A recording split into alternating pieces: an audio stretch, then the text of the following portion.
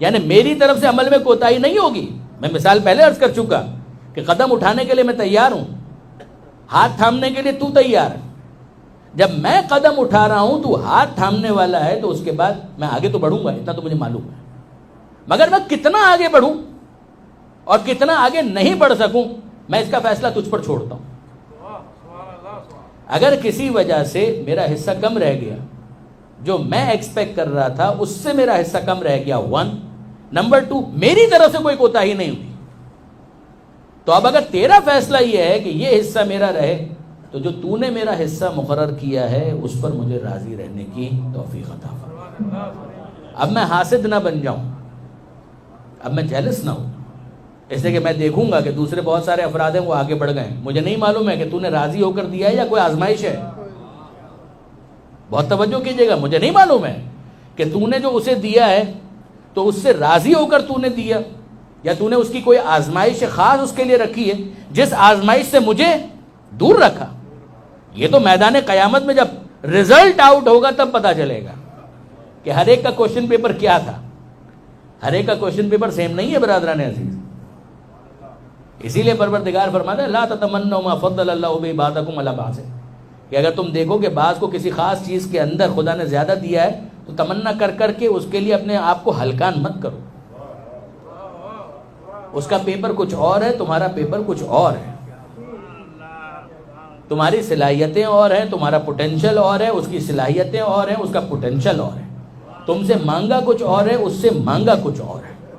تم خدا سے مانگو اور بے شک مانگو, مگر مانگتے مانگتے اس بات کو ذہن میں رکھو کہ آخر میں جو خدا نے تمہارا حصہ مقرر کیا ہے, پھر یاد رکھیے گا یہ 2 پوائنٹس, کہ ایک رزلٹ وہ نہیں آیا کہ جو میں انٹیسپیٹ کر رہا تھا, میں ایکسپیکٹ کر رہا تھا, اور دوسری چیز میری طرف سے کوئی کوتاہی نہیں ہوئی, میری طرف سے کوئی کمی نہیں رہ گئی.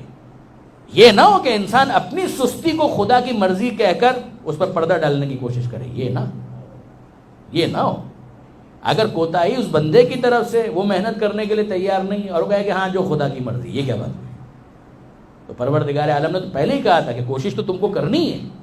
غور فرمایا آپ نے برادران عزیز. لیکن ایک مرتبہ انسان نے اپنی ایفرٹس کر لی, کوشش کر لی, زحمتیں اٹھا لی, محنت کر لی, پسینہ بہایا, اور پھر اس کے بعد رزلٹ وہ نہیں آیا, کوشش میں اس نے کمی نہیں کی, تو اب اس کا مطلب کیا ہے؟ اس کا مطلب یہ ہے کہ یہاں پر پروردگار عالم اس سے زیادہ اس موقع پر اس کو نہیں دینا چاہتا. وہ یہ کہے کہ انت جعلنی بقسمک راضیا قانعا, کہ اے پروردگار جو حصہ تو نے میرا مقرر کیا ہے اس پر مجھے راضی رہنے کی توفیق عطا فرما. یہاں پر آئیے 8ویں امام کا یہ جملہ سنیے. اس موقع پر جن کے نام کا حصہ بن گیا رضا, یعنی وہ کتنا خدا سے راضی ہوگا کہ اس کے نام کی جگہ ہم اس کو رضا کے نام سے جانتے ہیں. وہ رضا, امام رضا علیہ السلام, انہوں نے رضایت پروردگار کو سمجھانے کے لیے ایک عجیب جملہ کہا, اور انصافاً مجھے بہت فیسینیٹ کرتا ہے. ایک تو طالب علم کی حیثیت سے میں تو اپنے تجربات آپ کے ساتھ شیئر کر رہا ہوں. یہ 8ویں امام کا جملہ جو بحار الانوار میں بھی ہے, منتهى الاعمال میں شیخ عباس قمی نے بھی اس کو نقل کیا, اور پھر اس کے بعد ہمارے حضرت علامہ ذیشان ندر جوادی نے بھی نقوش عصمت میں بھی اس کو نقل کیا. کیا خوبصورت جملہ, رضایت پروردگار. کیا فرماتے ہیں؟ وہ فرماتے ہیں 8ویں امام فرماتے ہیں, اگر سنیے گا اس پورے سیاق و سباق کے ساتھ, اس پورے کانٹیکس کے ساتھ جو ابھی میں نے آپ کے سامنے بیان کیا.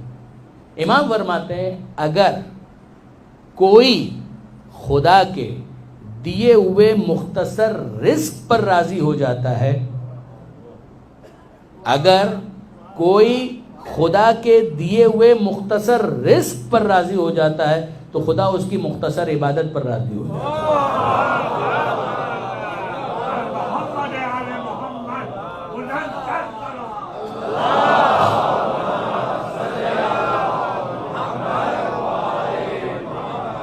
برادران عزیز, انصافاً میں آپ سے عرض کرتا ہوں کہ $1 ملین کا اگر کوئی جملہ ہو سکتا ہے تو یہ, قیمت تو لگائی نہیں جا سکتی, پرائس لیس, لیکن یقین جانیے برادران عزیز انتہائی قیمتی جملہ.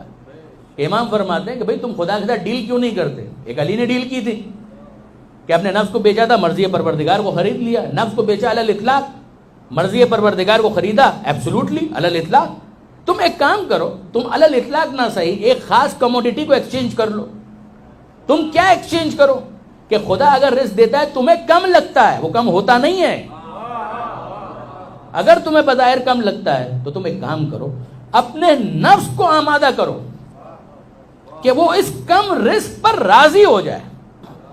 اگر تم اپنے نفس کو آمادہ کر لو گے اس کم رزق پر راضی ہونے پر، تو خدا تم سے وعدہ کرتا ہے کہ وہ تمہاری عبادتوں کے جو واقعاً کم ہیں، تم جتنی بھی کر لو وہ عبادتیں کم ہیں. ذرا غور کیجئے گا، میں نے عرض کیا تھا وہ رزق جو تمہیں کم لگتا ہے وہ کم نہیں ہے، لیکن جو تمہیں کم لگتا ہے اس پر تم راضی ہو جاؤ تو تمہاری عبادتیں جو واقعاً کم ہیں اس پر خدا راضی ہو جائے گا. کوئی بات نہیں، میرا بندہ ہے، میں اس کی اس عبادت کے اوپر بھی راضی ہو جاتا ہوں. آپ نے غور فرمایا برادران عزیز؟ 8ویں امام کا یہ جملہ اگر ہو سکے، آپ انٹرنیٹ کے اوپر جائیے، کتاب کے حوالے بھی میں نے آپ کو دیے، اس پر دیکھیے. یہ وہ جملہ ہے کہ جس کو فارورڈ کرنا چاہیے انصافی. اگر کوئی کہے کہ 8ویں امام کی زندگی سے ہم کیا فارورڈ کریں، تو بہت ساری چیزیں ہیں جو آپ فارورڈ کر سکتے ہیں، مگر فیبریکیشن کی کوئی ضرورت نہیں ہے، کسی تصنع کی ضرورت نہیں، کسی کاسمیٹک کی ضرورت نہیں ہے، کسی بناوٹ کی ضرورت نہیں ہے. یہ جینون جملہ ہے 8ویں امام کا. اس جملے کو آپ فارورڈ کیجئے. واقعاً دل کو چھو جانے والا جملہ، دل پر اثر کرنے والا جملہ ہے کہ اگر کوئی خدا کے مختصر رزق پر راضی ہو جاتا ہے تو خدا اس کی مختصر عبادت پر راضی ہو جاتا ہے.